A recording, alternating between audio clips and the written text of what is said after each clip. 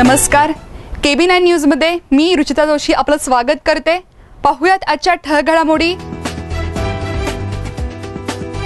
25 वर्षापासूनची अवैध शिवसेना भाजप युती तुटण्याच्या मार्गावर, फक्त औपचारिक घोषणा बाकी। वाल्यकरवाडीत गॅस गळतीच्या स्फोटात 6 जखमी, 4 प्रकृती गंभीर। शुक्रवारी पहाटेची घटना।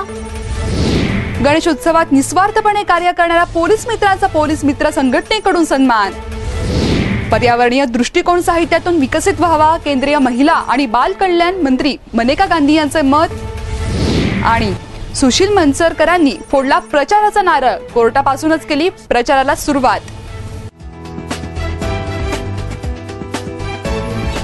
25 वर्षापासून अभेद्य असलेली शिवसेना आणि भाजप युती जवळपास तुटल्याच जमा आहे। भाजपच्या कोर कमिटीच्या बैठकीनंतर फक्त घोषणेची औपचारिकता पार पडली जाणार आहे, अशी जोरदार चर्चा सुरू आहे।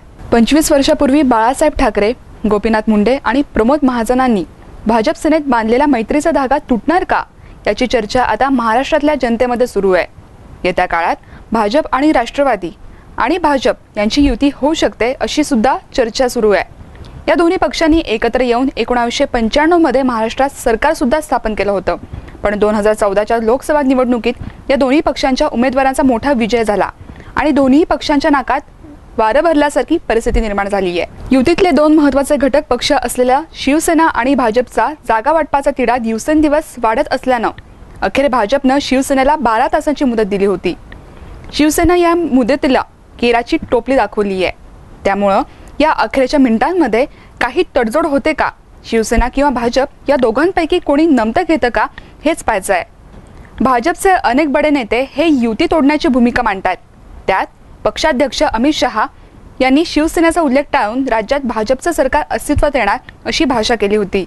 शिवाय राज्यात झालेल्या 3 भाषणांपैकी एकाही भाषणात उद्धव ठाकरे किंवा शिवसेना यांचा उल्लेखही त्यांनी केला नाही। हमेशा पहला नंबर जीडीपी में और इन्वेस्टमेंट में महाराष्ट्र का होता है। इरिगेशन की सबसे तेज वृद्धि पंजाब में नहीं है। इरिगेशन की सबसे तेज वृद्धि यशवंत राव जी के समय में महाराष्ट्र में हुई। अर्बन डेवलपमेंट का एक अच्छा मॉडल मुंबई के अंदर और उसके बाद में बाकी के शहरों में महाराष्ट्र में बनाया गया था। वो महाराष्ट्र के आज का हाल है। 15 साल तक कांग्रेस और एनसीपी को पंचायत से लेकर पार्लियामेंट तक का पूरा शासन महाराष्ट्र की जनता ने दिया है। और 15 साल में क्या हुआ? साकर कारखाने बंद पड़े हैं, सहकारी बैंकें बंद पड़ी है, घोटालों का कोई पार नहीं रहा, खेडूत किसान आत्महत्या कर रहे हैं। 15 साल में 35,000 किसानों ने आत्महत्या की है और देश में सबसे ज्यादा किसान आत्महत्या करने वाला कोई राज्य है तो महाराष्ट्र। इंफ्रास्ट्रक्चर का कोई ठिकाना नहीं। अर्बन डेवलपमेंट के नाम पर झुग्गी झोपड़ियों की भरमार इस 15 साल में इन लोगों ने कर दी है और चरित्रवान नेताओं की जगह घर भरने वाले नेता यहां पर आ गए। मुझे कहने में कोई संकोच नहीं। मैं पुणे में हूं इसलिए विशेष रूप से कहता हूं कि इस देश में करप्शन को किसी ने इंस्टीट्यूशनलाइज किया है तो शरद राव ने किया है। ये मैं कहने में जरा भी पूरी व्यवस्था को शरद राव सिस्टम के डिस्ट्रॉयर, सिस्टम को डिस्ट्रॉय करने का काम शरद राव ने किया है और भ्रष्टाचार को उन्होंने व्यवहार बनाया। इसी के कारण महाराष्ट्र की साख देश भर में नीचे गई। बूथ का काम आप लोग ठीक से कर लोगे तो भारतीय जनता पार्टी कभी नहीं हारेगी। मत चिंता करिए कौन एमएलए बन रहा है, मत चिंता करिए कौन मुख्यमंत्री बन रहा है। भारतीय जनता पार्टी को जिताने की भी मत चिंता करिए, सरकार बनाने की भी मत चिंता करिए। जिस बूथ में आप है वो बूथ आप जीत लीजिए, भारतीय जनता पार्टी अपने आप जीत जाएगी। और ये काम भारतीय जनता पार्टी के लिए कोई नया काम नहीं है। सालों से हम करते आए हैं, सालों से हम विजय को पाते आए हैं, इसी मंत्र के आधार पर पाते आए हैं। जर शिवसेना आणि भाजपनं येत्या निवडणुकीत स्वतंत्र लढण्याचा निर्णय घेतला तर महाराष्ट्रात निश्चितच मोठ्या राजकीय उलटापालटी होऊ शकतात। जागा वाटपाच्या मुद्द्यावर जर शिवसेनेनं नमतं घेतलं तरच ही युती टिकू शकते। ज्या 2 पक्षांच्या जोरावर युतीची महायुती झाली त्यातल्या उरलेल्या 4 घटक पक्षांचं आता काय होणार हे पाहणं सुद्धा रंजक ठरणार आहे, कारण या सर्व घडामोडीमुळे कार्यकर्ते मात्र संभ्रमात सापडलेत, हे मात्र नक्की। वाल्हेकरवाडी परिसरातल्या एका इमारतीमध्ये गॅस गळती होऊन मोठा स्फोट झालाय। ही दुर्घटना शुक्रवारी पहाटे 6:15च्या सुमारास घडली आहे। या 6 जण जखमी झालेत। यातल्या 4घांची प्रकृती गंभीर आहे। जखमींच्या उपचाराची सर्व जबाबदारी नगरसेवक मोरेश्वर भोंडवे यांनी उचलली आहे। वाल्हेकरवाडी परिसरात तानाजी वाल्हेकर यांच्या मालकीची इमारत आहे। या इमारतीच्या दुसऱ्या मजल्यावरच्या B6 या खोलीत हा स्फोट झालाय। रात्रभर गॅस सिलेंडरच्या ट्यूबमधून गॅसची गळती सुरू होती, त्यामुळे खोलीमध्ये गॅस भरला होता। सकाळी गॅस पेटल्याबरोबर भीषण स्फोट झाला। यात आसपासच्या 9 खोल्यांचं सुद्धा नुकसान झालंय। 3 जण भाजून तर शेजारची भिंत कोसळल्यानं 1 जण जखमी झालाय, तर 1 जण दरवाजा अंगावर पडून जखमी झालाय। घटना कळताच अग्निशामक दलानं मदत कार्य सुरू केलं, त्यामुळे पुढचा अनर्थ टळला। जखमींपैकी 4घांची प्रकृती गंभीर असून त्यांच्यावर निगडीच्या लोकमान्य रुग्णालयात उपचार सुरू आहेत।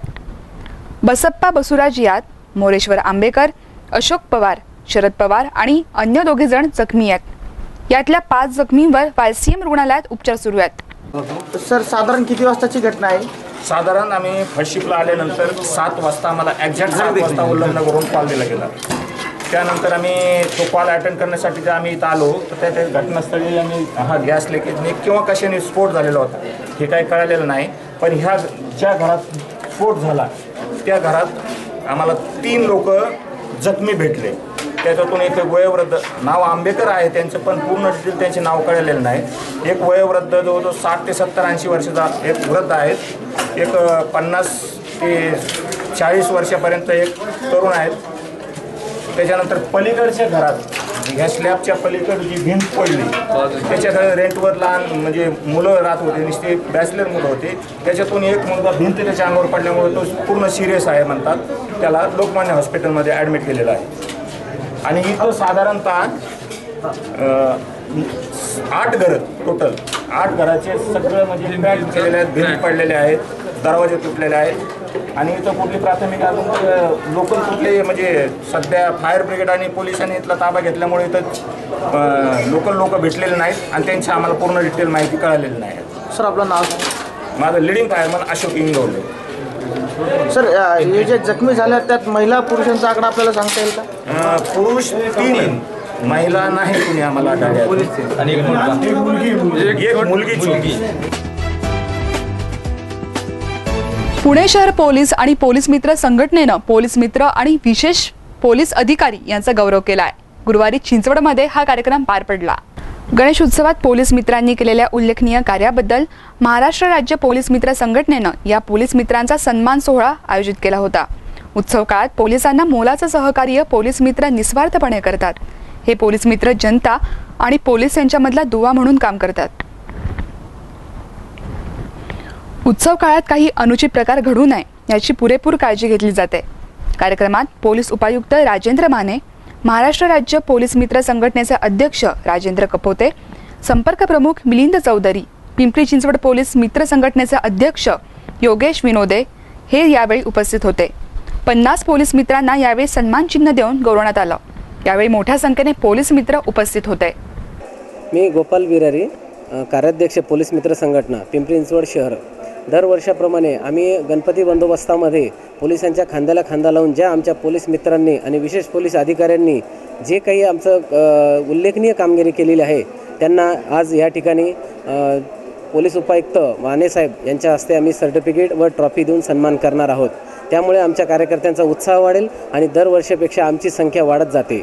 अशा बॉम्बस्फोट किंवा दहशतवादी कारवाया ह्या अशा बऱ्याच गोष्टींच्या शहरात होत असणाऱ्या ह्या घटनांमुळे सध्या पोलीस संख्याबळ कमी पडते आणि त्यामुळे आम्ही ही सामाजिक कार्यक्रम दरवर्षी पालखीमध्ये, नवरात्रात आणि सोनसाखळीच्या प्रकरणामध्ये आम्ही दरवर्षी पोलिसांना ही मदत करत असतो आणि त्या मदतीच्या कृतज्ञता म्हणून पोलीस आम्हाला सर्टिफिकेट देऊन हा सर्टिफिकेट सोहळा आम्ही सन्मान पार पाडत असतो। मला आज प्रमुख उपस्थिती आमचे महाराष्ट्र प्रदेश अध्यक्ष श्री कपोते साहेब या ठिकाणी हजर आहेत, महाराष्ट्र जिल्हा संपर्क प्रमुख मिलिंद चौधरी साहेब आहेत, तसेच पोलीस अधिकारी पोलीस उपायुक्त राजेंद्र माने साहेब या ठिकाणी उपस्थित राहणार आहेत।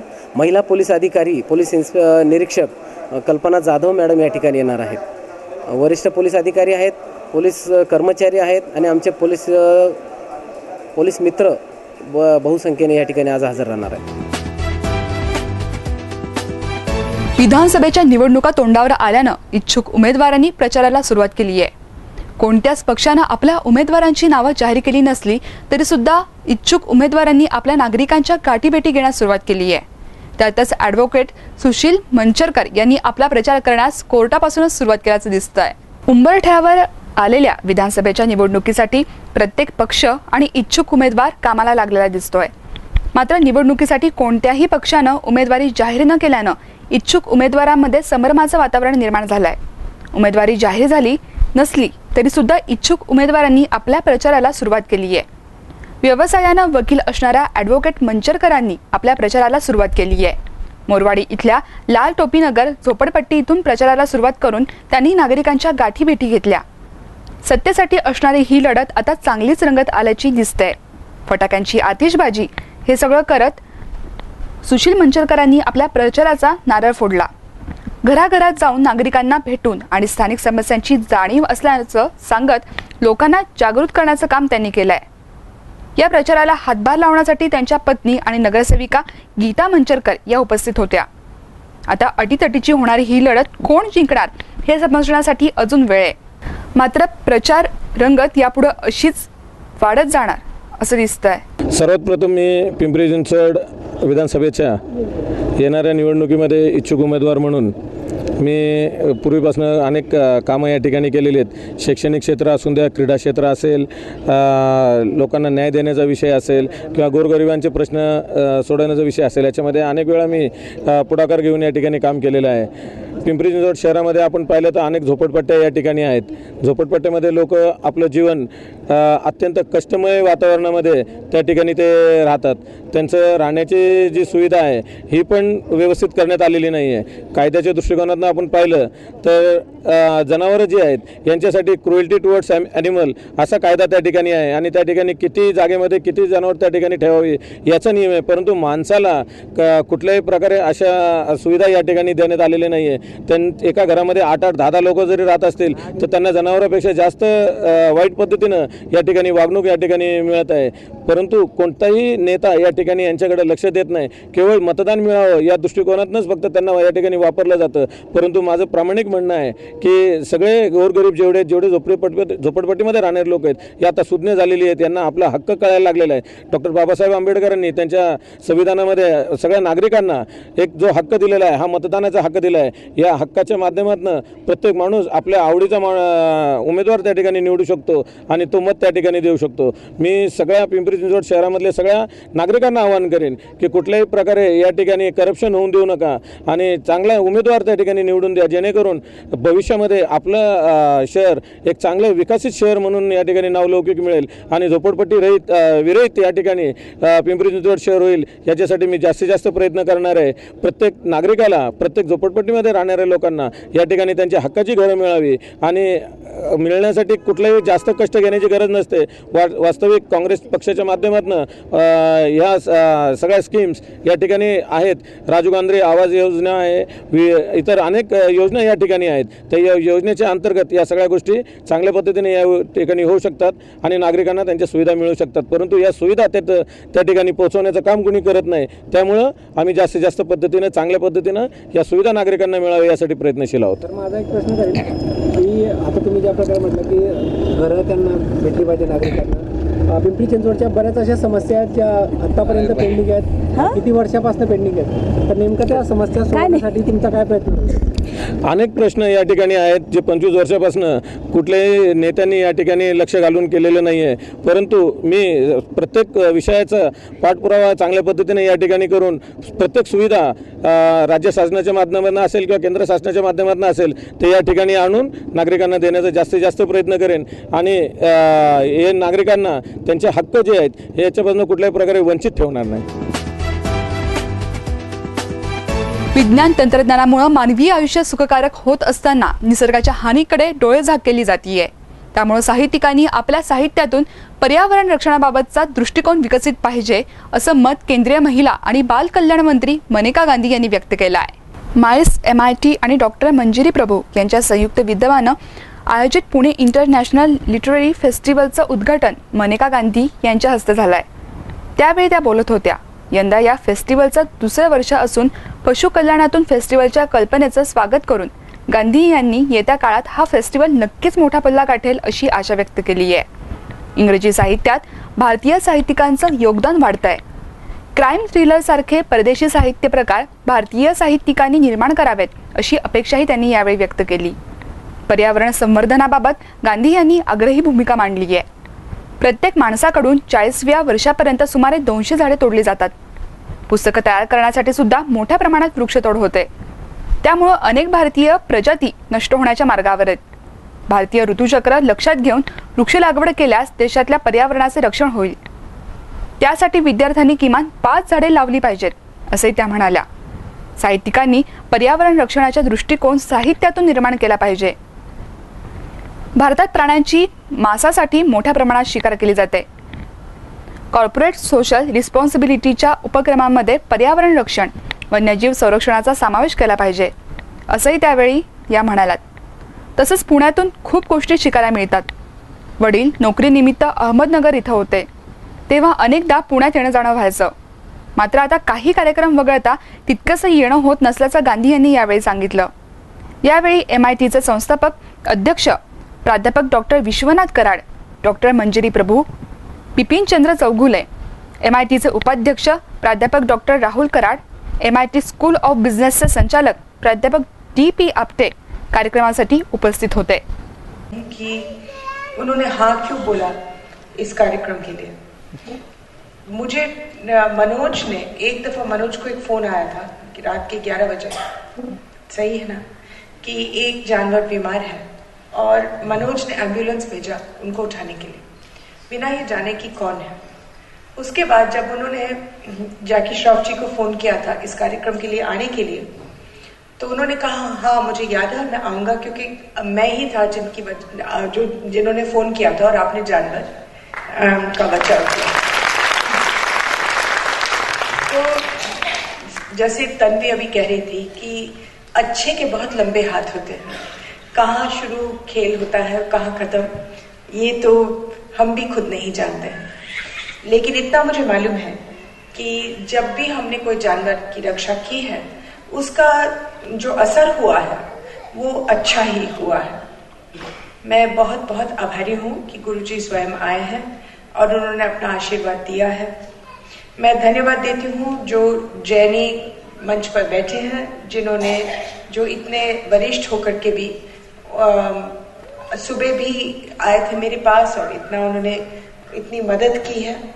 और अभी जो आए हैं आप लोग, मैं खुश हूँ कि मुझे मौका मिला ये नए शेल्टर का उद्घाटन करने का. पीपल फॉर एनिमल्स जब मैंने शुरू किया था तो मेरे पास कितना पैसा था, 10,000 रुपए और एक टाइपराइटर बस. उससे पहले बहुत सालों पहले जब मेरे पति का देहांत हुआ था तो मेरे पति ने कुल मिलाकर, मुझे मालूम है कि आज आप लोग यकीन नहीं करेंगे लेकिन बात सच है, उन्होंने मुझे 8 लाख रुपए छोड़े थे. और वो 8 लाख रुपए का मैंने सोचा कि 8 लाख रुपए से जिंदगी तो बनेगी नहीं, चलेगी तो नहीं आगे, तो इससे अच्छा कि सारे 8 लाख रुपए को मैं डाल दूं अस्पताल बनाने में. और हिंदुस्तान का सबसे पहला जानवरों की संस्था बन गई जिसको हम मेरे पति के नाम पर डाला. और उस समय मुझे खुद नहीं मालूम था कि क्या करे क्या नहीं. कि मेरी उम्र 23 साल की थी और बैठ करके ना मेरे पास पैसा था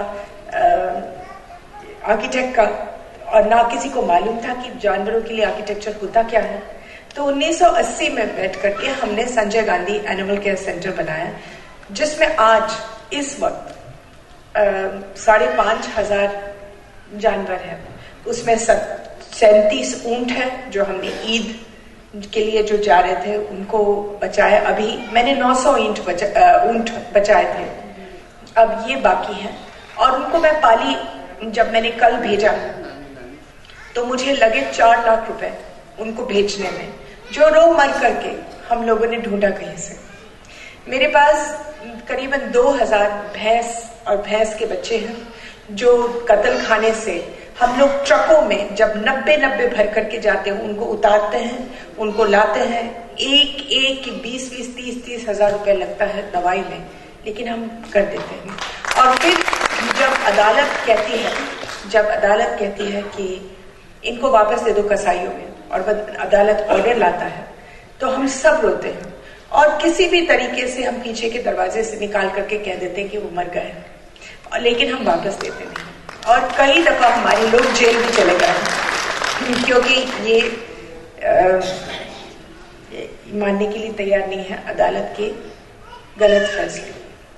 आज हम लोग पीपल फॉर एनिमल्स एक नहीं, जो मेरी संस्था है, वो 26 लाख रुपए महीने का खर्चा है। दिघी ते आळंदी हा 60 मीटर रुंदीचा रस्ता केंद्र सरकारनं करण्याची तयारी दर्शवली आहे। त्यामुळे या रस्त्यावर महापालिकेच्या वतीनं करण्यात येणारा 133 कोटी रुपयांचा खर्च वाचणार असल्याचा दावा महापालिका आयुक्त राजीव जाधव यांनी केला आहे।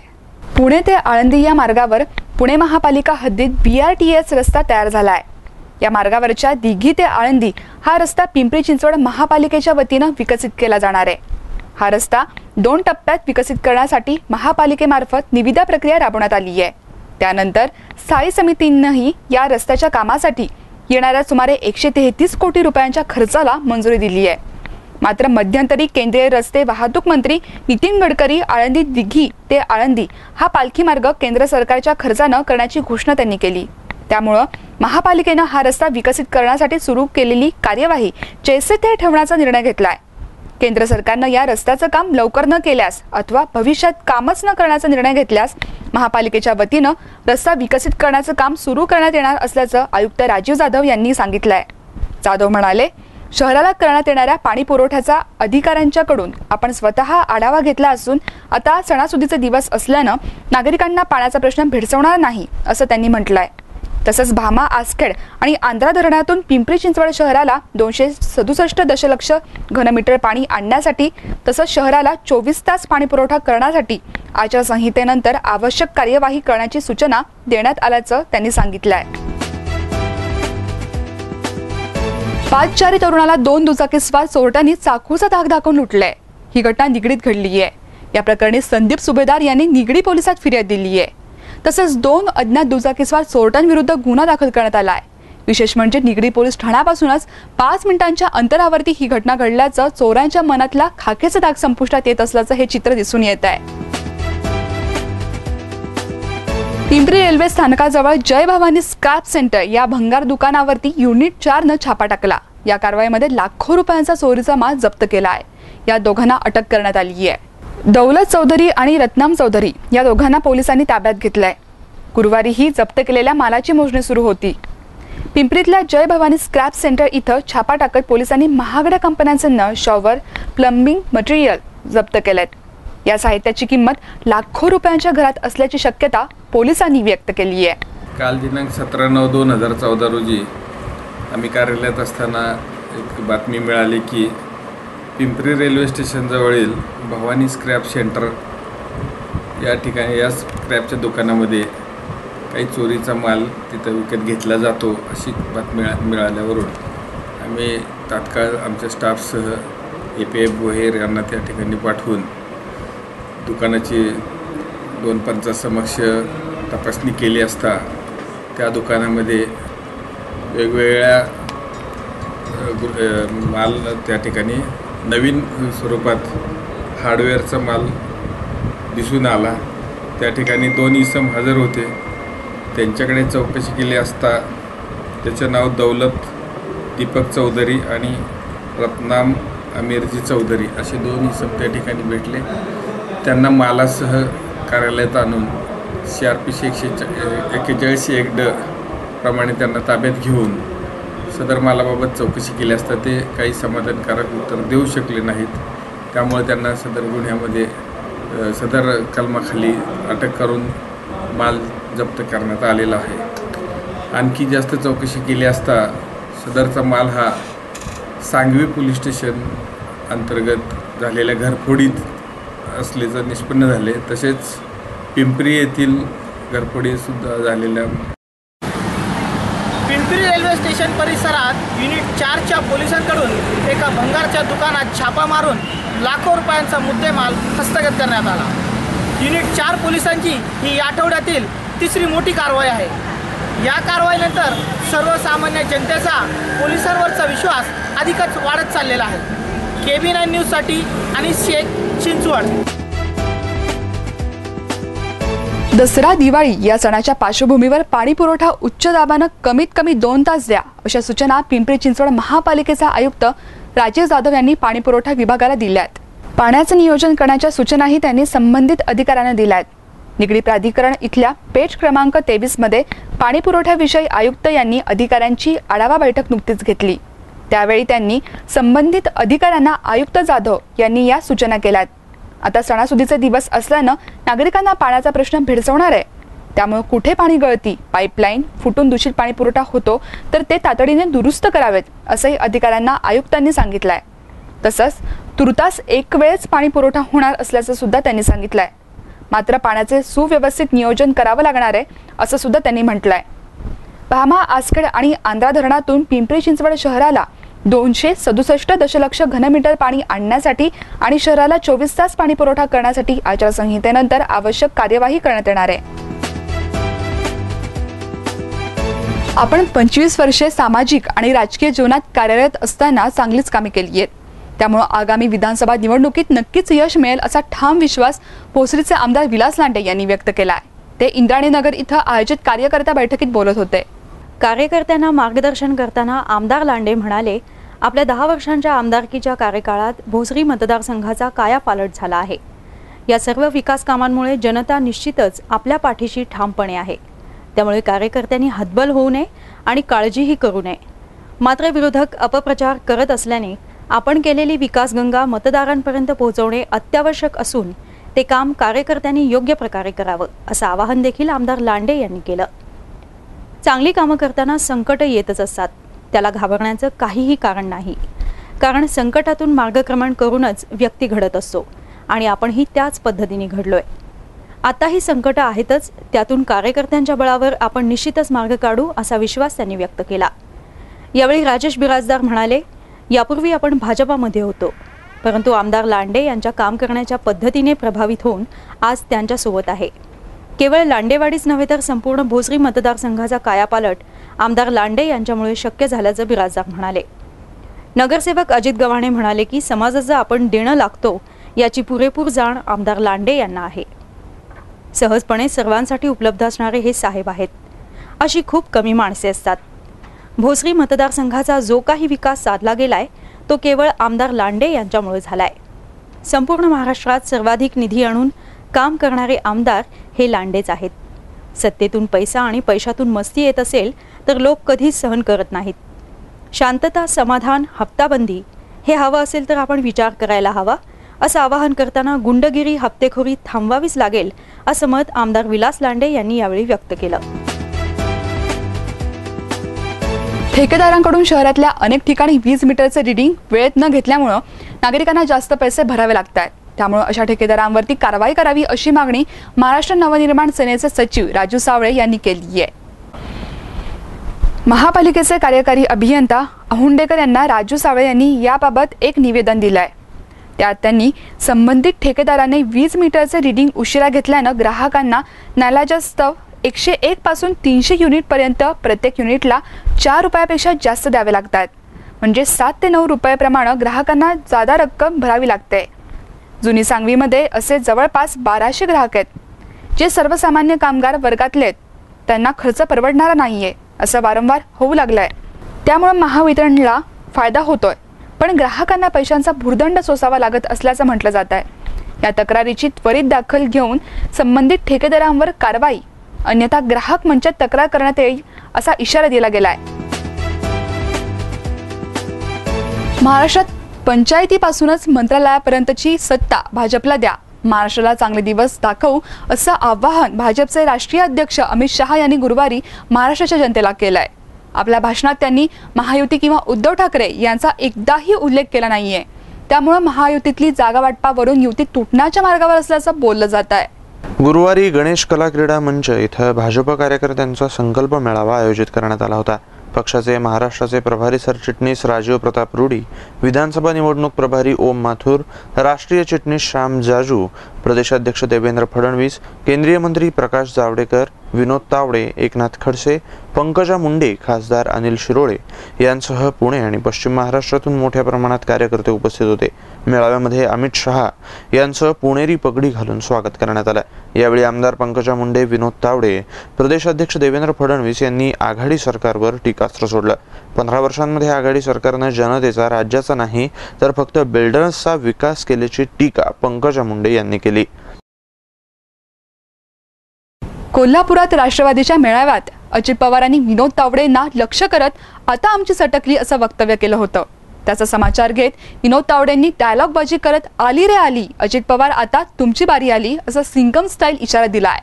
सरकारनं 11,88,000 कोटींचा घोटाळा केल्याचा आरोप करत सरकारनं 1 कोटी युवकांचा रोजगार बुडवला असा दावा तावडेंनी केलाय. यावेळी गृहमंत्र्यांना लक्ष करताना तावडेंनी पोपटपंची पद्म पुरस्कार असता तर गृहमंत्री RR पाटील यांना मिळाला असता असा उपरोधिक टोला हाणला. पाहुयात नेमकं काय म्हणालेत विनोद तावडे. कोल्हापूरला बोलले, काय बोलले? आता माझी सटकली, आम्हाला सत्ता द्या, 100 दिवसामध्ये तुमचा टोल बंद करतो. आणि 5,475 दिवस सत्तेमध्ये होता त्यात नाही करता आलं.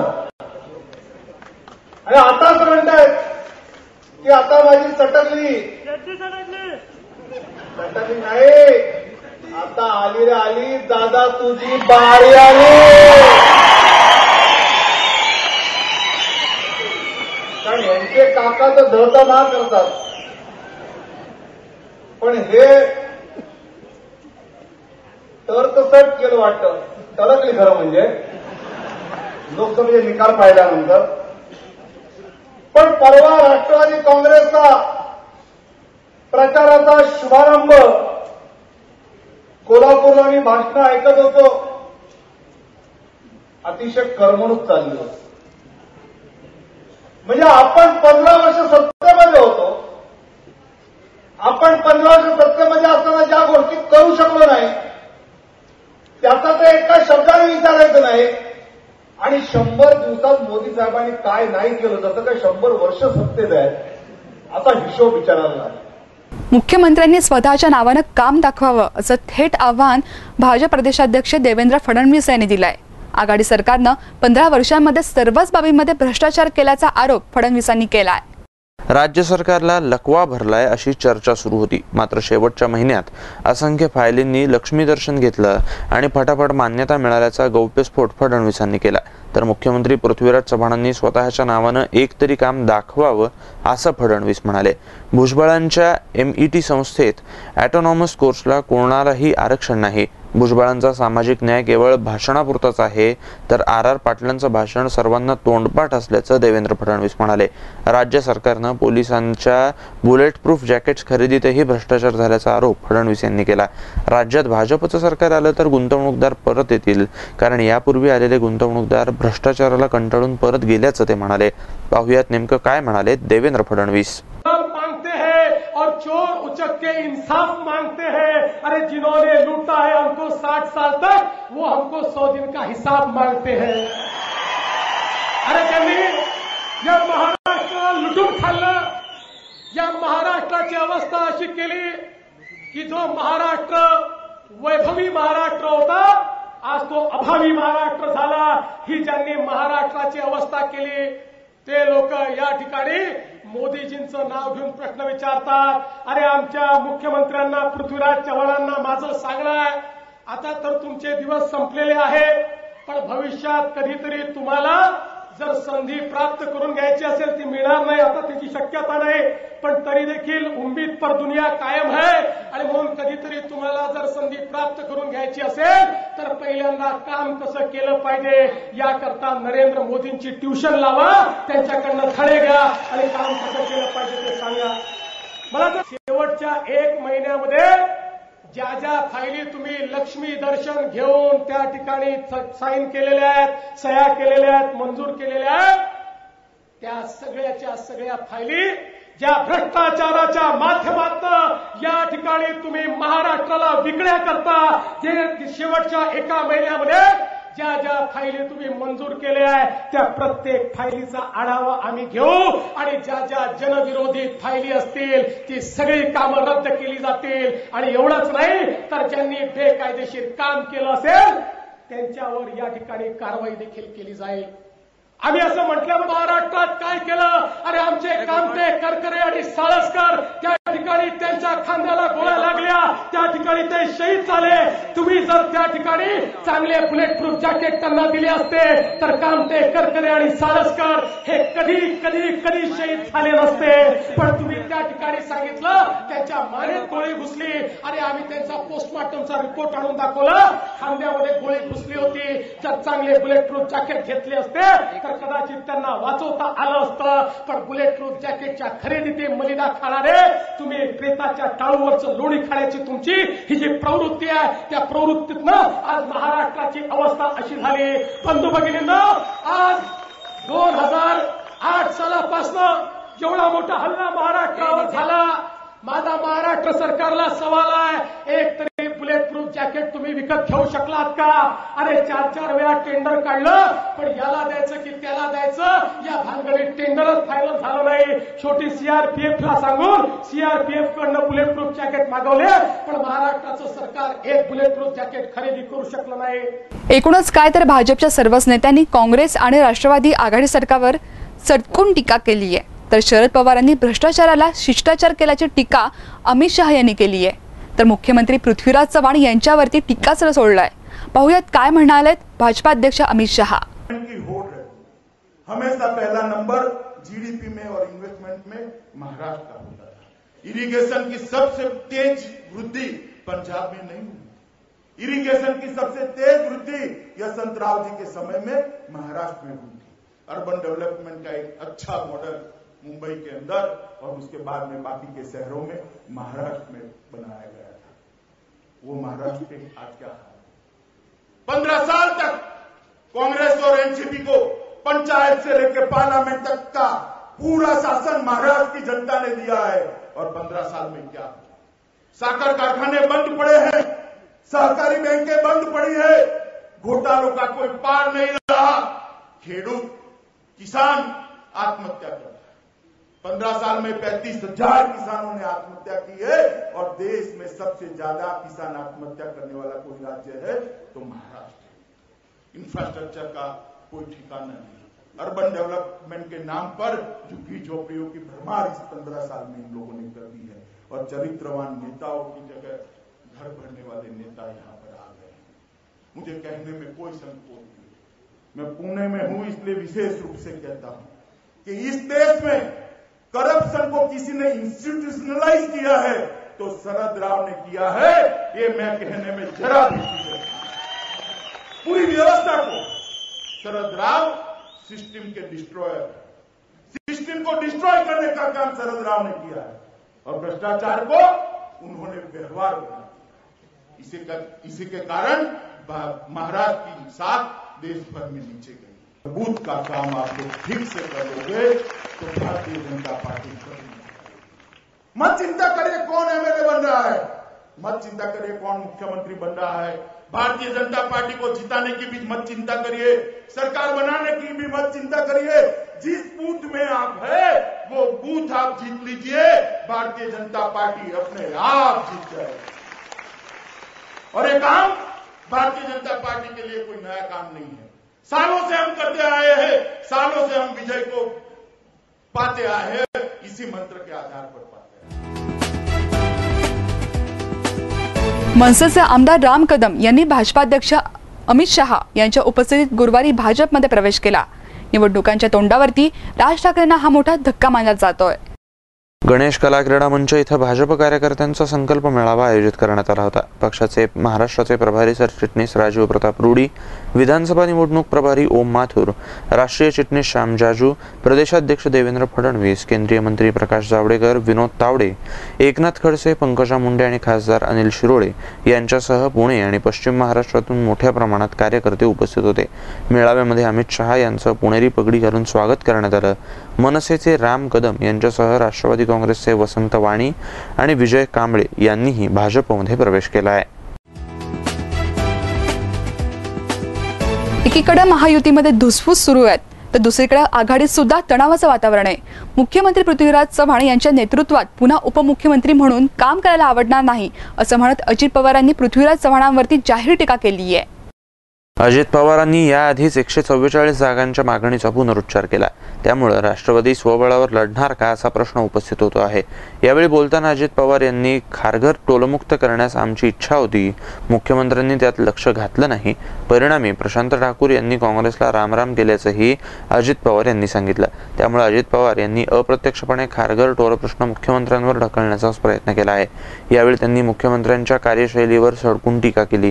त्यामुळे आता पृथ्वीराज चव्हाण यांचं नेतृत्वच नाकारणाऱ्या अजित पवार आणि त्यांचा पक्ष स्वबळावर लढण्याचा निर्णय घेतात का हे पाहणं महत्त्वाचं ठरणार आहे. शेवटी पुन्हा एकदा ठळक बातम्या. 25 वर्षापासूनची अभेद्य शिवसेना भाजप युती तुटण्याच्या मार्गावर, फक्त औपचारिक घोषणा बाकी. वाल्हेकरवाडीत गॅस गळतीच्या स्फोटात 6 जखमी, 4 प्रकृती गंभीर. शुक्रवारी पहाटेची घटना. गणेश उत्सवात निस्वार्थपणे कार्य करणाऱ्या पोलीस मित्रांचा पोलीस मित्र संघटनेकडून सन्मान. पर्यावरणीय दृष्टिकोन साहित्यातून विकसित व्हावा, केंद्रीय महिला आणि बाल कल्याण मंत्री मेनका गांधी यांचे मत. आणि सुशील मनसरकरांनी फोडला प्रचाराचा नारळ, कोर्टापासूनच केली प्रचाराला सुरुवात. याबरोबरच हे बातमीपत्र संपलं. पुन्हा भेटूया पुढल्या बातमीपत्रात. तोपर्यंत पाहत राहा फक्त KB9 न्यूज. नमस्कार.